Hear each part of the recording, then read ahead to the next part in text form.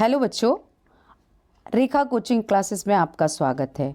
आज हम पढ़ने वाले हैं केमिस्ट्री के ऑब्जेक्टिव अध्याय 2 के विद्युत रसायन के।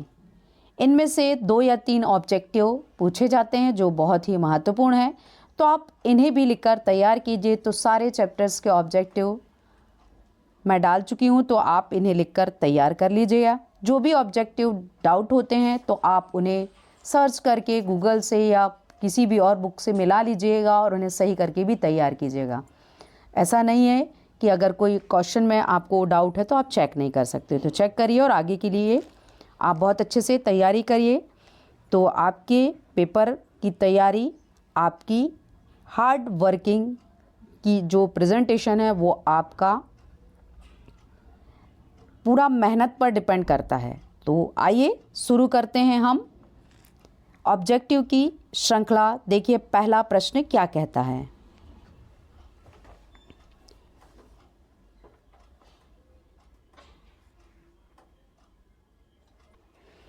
पहला प्रश्न बोल रहा है कैथोड पर होने वाली क्रिया है। तो कैथोड पर होने वाली क्रिया ऑक्सीकरण, उदासीनीकरण या रेडॉक्स है। तो आपको याद रखना अवकरण जो है वो कैथोड पर होने वाली अभिक्रिया है। इसके बाद सेकंड बोलता है वह कारक जो विलयन की चालकता को प्रभावित नहीं करता है। याद रखिए विलयन की चालकता बोला गया है, तो तनुता, विद्युत अपघटन की प्रकृति या विद्युत अपघट्य होगा, विद्युत अपघट्य की प्रकृति, तापक्रम। तो ये जो है आप देखिए ऑप्शन में कोई भी ऑप्शन नहीं है, उपरोक्त में से कोई नहीं। यानी आप याद रखिए क्वेश्चन किस तरह से पूछ रहा है।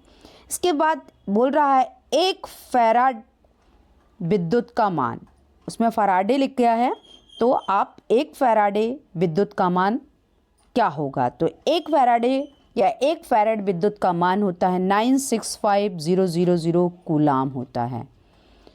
तो आपको ये वैल्यू याद रखना है। आइए जानेंगे 4th पॉइंट। देखिए 4th पॉइंट ऑब्जेक्टिव का क्या है हमारा।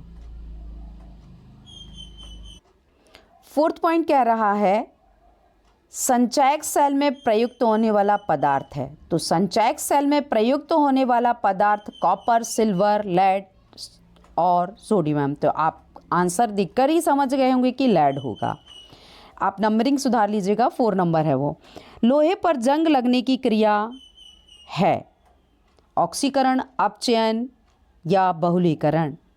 तो आपको ऑप्शन में समझ ही आ रहा है संचारण। तो जंग लगने की क्रिया संचारण कहलाती है। तो ये डेफिनेशन भी होती है किसी भी धातुओं का धीरे धीरे या शनै शनै संचरित होना संचारण कहलाता है। नेक्स्ट 6वां बोलता है विशिष्ट चालकता की इकाई क्या है। तो आपको एग्जाम में पूछा गया था, तो आप ये याद रखिए, ये बहुत ही महत्वपूर्ण है। तो विशिष्ट चालकता की इकाई ओम इनवर्स सेंटीमीटर इनवर्स है। तो ये थे हमारे 6 सही विकल्प। आइए जानेंगे रिक्त स्थानों की पूर्ति कीजिए, अगला पॉइंट।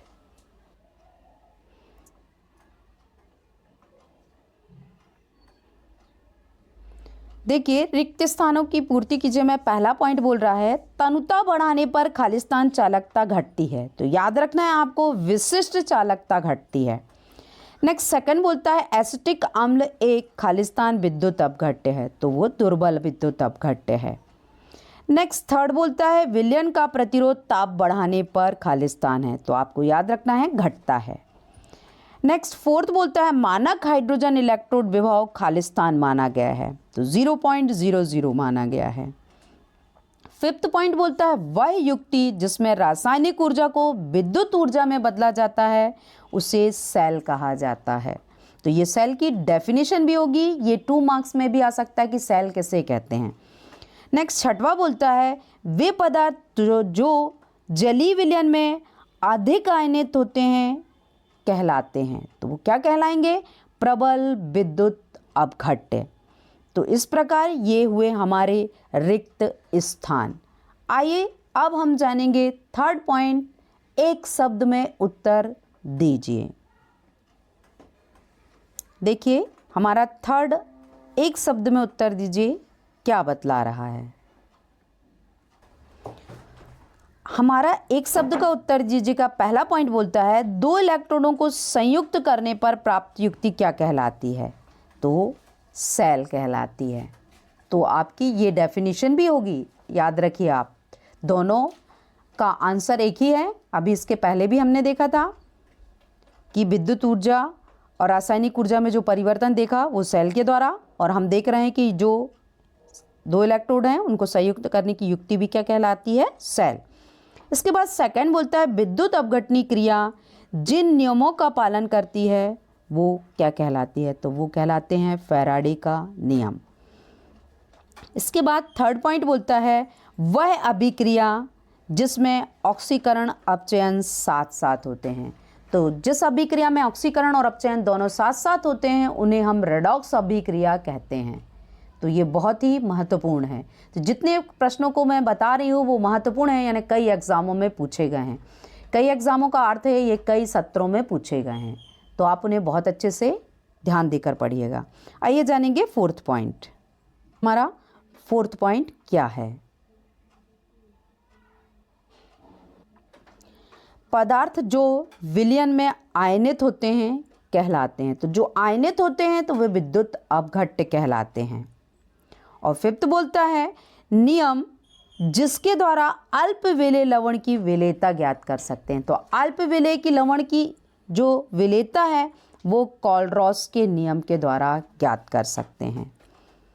इसके बाद सिक्स्थ बोलता है वह प्रक्रिया जिसमें कोई पदार्थ इलेक्ट्रॉन को ग्रहण करता है उसे क्या कहते हैं? तो उस प्रक्रिया को याद रखिए ऑक्सीकरण कहते हैं। तो आपका जो विद्युत रसायन वाला चैप्टर है इन्हीं चीज़ों से रिलेटेड है, आप उसे बहुत ध्यान से पढ़िएगा, आपसे आंसर रिप्लाई बनेगा। आइए पढ़ते हैं अगला, एक शब्द में उत्तर दीजिए। आइए हम जानेंगे सही जोड़ी को।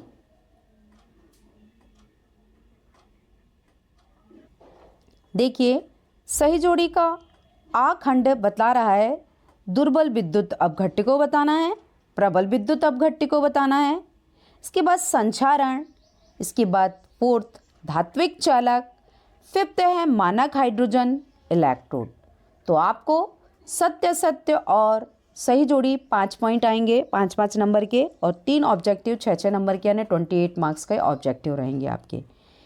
तो इनकी दुर्बल विद्युत अपघट्य में आप ये याद रखिए वो है NH4OH। इसके बाद सेकंड बोलता है प्रबल विद्युत अपघट्य। तो प्रबल विद्युत अपघट्य क्या कहलाएगा? HCl। नेक्स्ट थर्ड है संचारण। तो संचारण यानी जंग लगना, यह आपने आगे के ऑब्जेक्टिव को देखा। इसके बाद फोर्थ बोलता है धात्विक चालक। तो धात्विक चालक कौन है? एल्यूमिनियम। नेक्स्ट फिफ्थ है मानक हाइड्रोजन इलेक्ट्रोड, यानी कि उसका जो बोल्ट होता है वो क्या होता है? 0 बोल्ट होता है। तो आप ये ऑब्जेक्टिव को जो आपको मैंने शुरू से लेके अभी तक बताए हैं उन्हें बहुत अच्छे से लिखकर तैयार कीजिएगा। तो ये सही जोड़ी बहुत ही महत्वपूर्ण है, इसमें 1 या 2 पॉइंट एग्ज़ाम में पूछे गए हैं, तो उन्हें लिखकर तैयार कीजिएगा। तो आज की वीडियो यहीं तक है, अगली वीडियोस में फिर मिलेंगे। तो thank you for watching my videos. Please सभी बच्चों से आपस में वीडियो को शेयर कीजिए जिससे सारे बच्चों को ऑब्जेक्टिव मिल सके।